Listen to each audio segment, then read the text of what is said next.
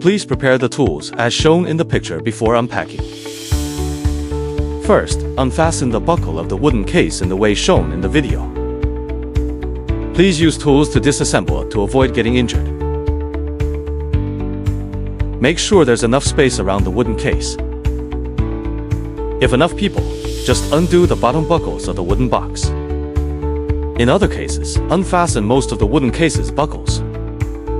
The scrubber will be packaged and fastened to the wooden case base to avoid damage from bumps during transit. After unpacking, you can see the accessories just like those in the video.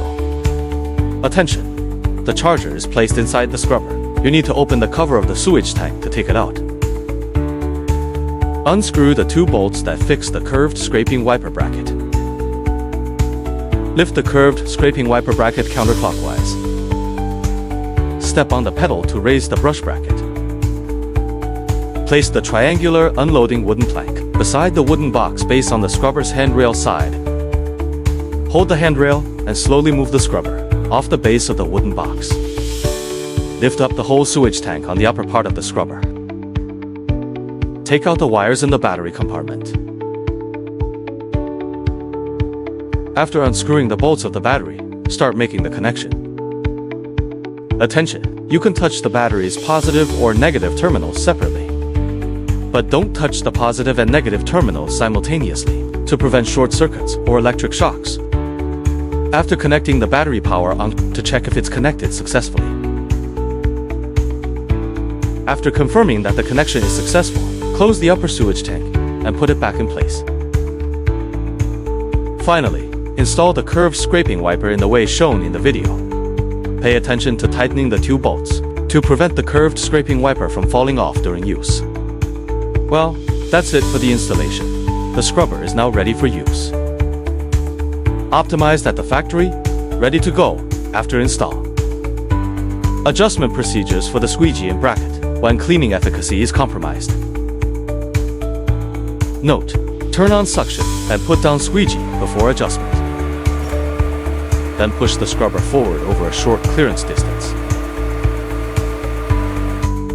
Verifying your squeegee adjustment. Watch this. Maintain squeegee 45 angle to floor while cleaning. Then inspect the suction ports on the opposite side of the squeegee. With the squeegee depressed, suction ports should expose approximately 50% of their apertures. Excessive exposure of suction ports will significantly compromise vacuum efficiency. Complete occlusion of suction ports will result in total vacuum failure.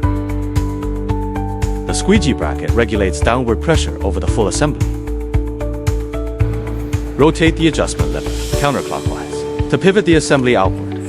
Increasing blade angle exposes more suction port area.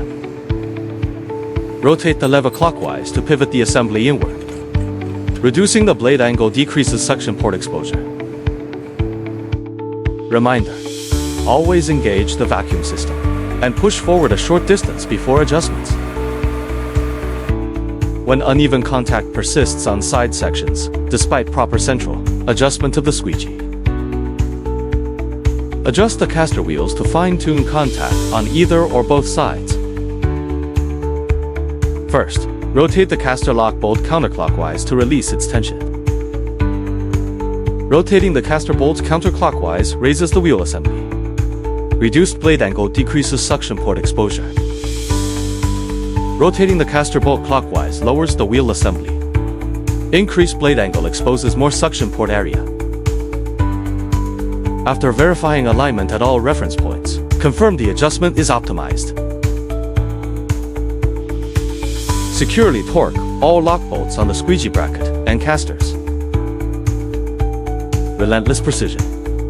Premium materials. Pioneering innovation. Ellerine creates enhanced living through superior cleanliness.